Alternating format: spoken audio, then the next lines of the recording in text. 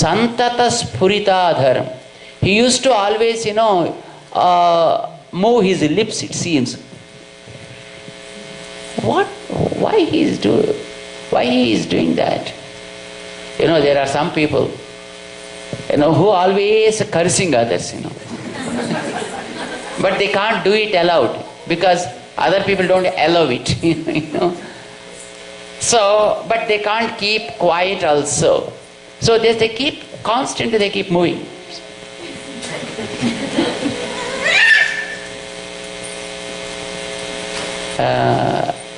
తెలుగులో అత్తగారి దగ్గర ఉండే కొత్త కోడల్లాగా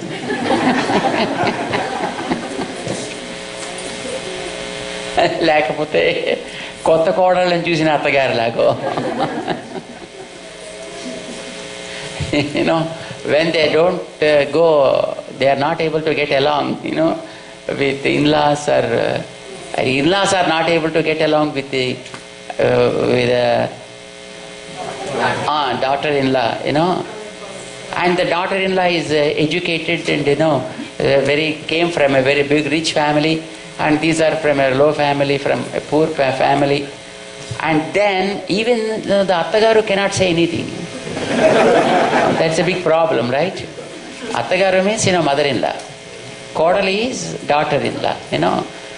When the daughter-in-law comes from a big family, rich family, educated family, and she also highly educated, then even the attagaru also cannot say anything. But she cannot keep quiet also, because she is attagaru. She has to show something. So what she always does is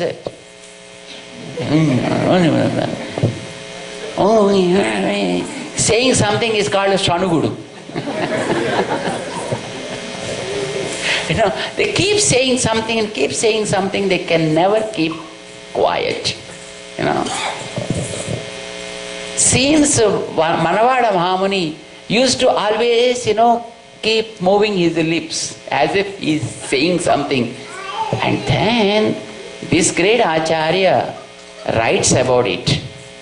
What he was thinking always, what he was talking always with him, or probably within himself. That is what he is describing. Mantra Ratna is Dvaya Mantra. Anusandhana, by thinking the meaning of that mantra, he used to chant the mantra. Santata Spurita, always moving adharam. So his lips are constantly moving by chanting the Dvaya Mantra. And then Tadardha Tattva Nithyana. They used to think always the meaning of the mantra also. They never just simply blindly, just chanted something like that. Anything they chant, they used to think of the meaning. That was the greatness of those acharyas. Even Ramanujacharya Swami is called as Tirupavai Jiyar. Right? You know why? Because he used to always think the meaning of Tirupavai and used to feel so joyous. This Acharya Manavada Mahamuni used to think of the Dvaya Mantra and its Ardha. Tadardha Tattva Nidhyana. That Ardha, and also that means the real meaning of it, and what this meaning talking about. That is Lakshmi and Narayana. Right? And he used to think of those Lakshmi and Narayana. And his heart was just like a blossoming lotus, and the love he possesses, the love that comes out of his heart is like the honey, and the bee is Dvaya Mantra. Mantra talks about the Lakshmi and Narayana, right?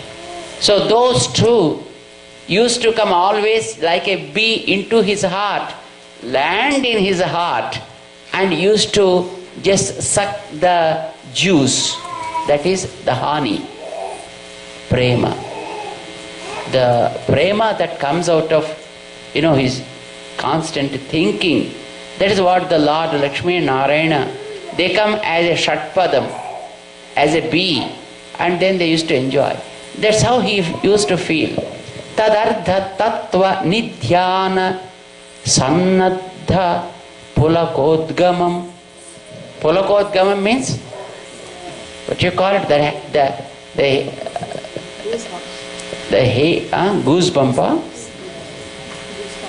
Goosebump. Goosebump. His hair used to stand. It is out of joy. It happens out of fear. When it is, midnight, 1 o'clock, suddenly some sound happened, from the backyard, and no one is there in the home. You know what happens then? Shh.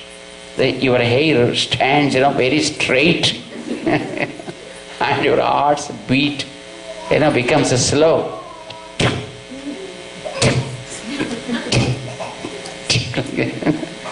It may be just, a cat, but still, out of fear.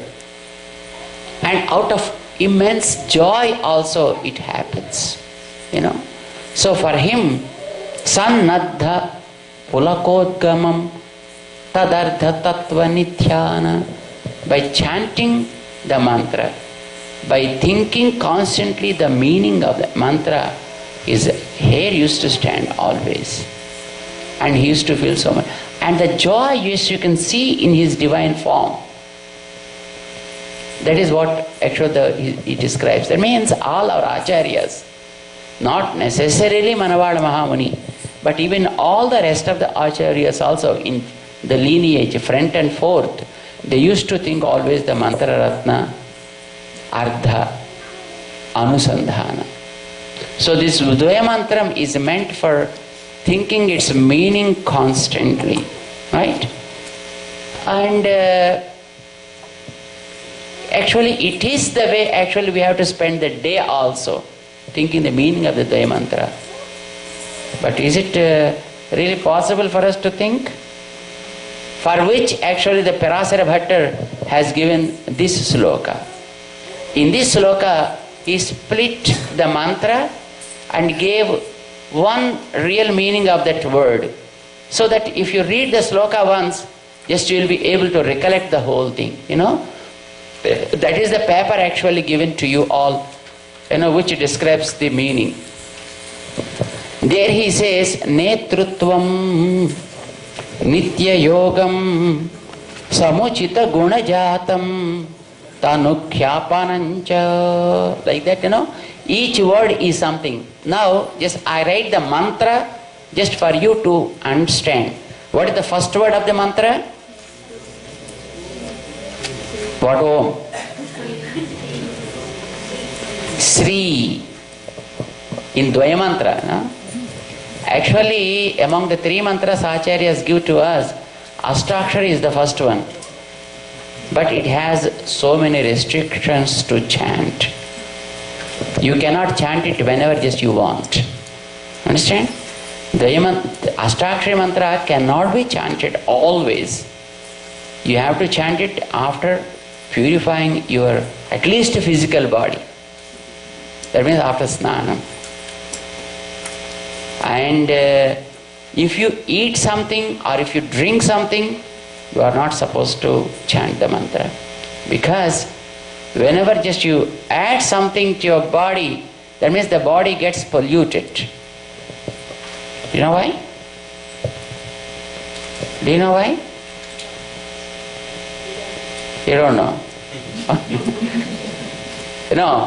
When you have a container, you fill up something, then what happens?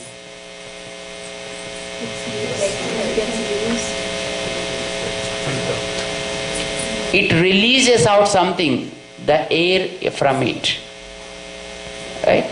So also, when you eat something, the body also releases certain gases from the body, from all through the body.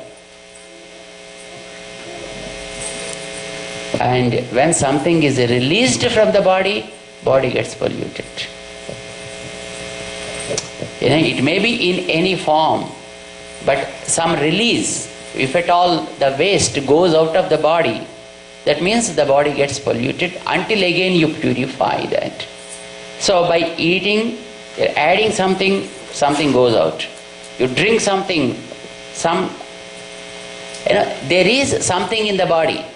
It may be in the form of space, in the form of air, or in the form of water, in the form of substance. Right? I think something is there in the body. Nothing will be there, without anything. There is no empty space anywhere in the world. Not only in your body, anywhere in the world. You think that this is empty, right? We say, oh, it's empty. The hall is empty. Hall is not empty. Hall is filled up with some substance.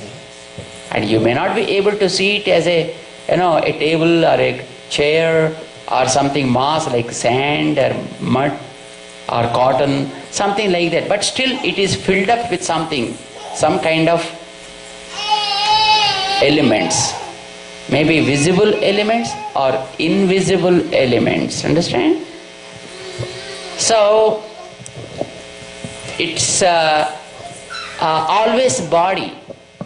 When you drop something into this, it releases something out. Something is released, gets polluted. So Ashtakshara mantra should not be chanted when you eat or drink something. And whenever just we have some kind of pollution by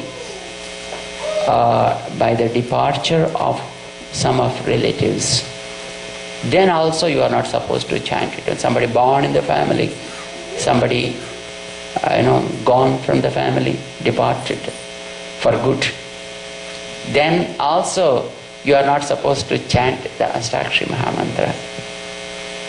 So there are so many restrictions for Ashtakshari, okay? But for Dvaya Mantra, there are no restrictions as such. You can chant it always. Why? Why there is a restriction? Why there is no restriction? That comes in the sutras. Acharyas has to explain about that. What is the greatness of this Dvaya Mantra than Ashtakshari to allow us chant it always. That what they explain. Of course, that we will discuss in the next session after Tirtha Goshti. But before that, just I would like to tell you that how perfect our great Acharyas in presenting us the quintessence in brief, in a nutshell. That's what just I'm trying to tell you. The first one is Sri, then the second Man. Don't say it's man. Okay? 3 Man. And third one is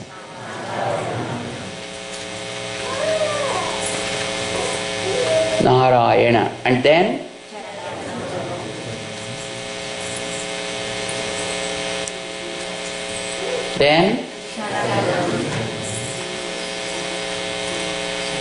yes, then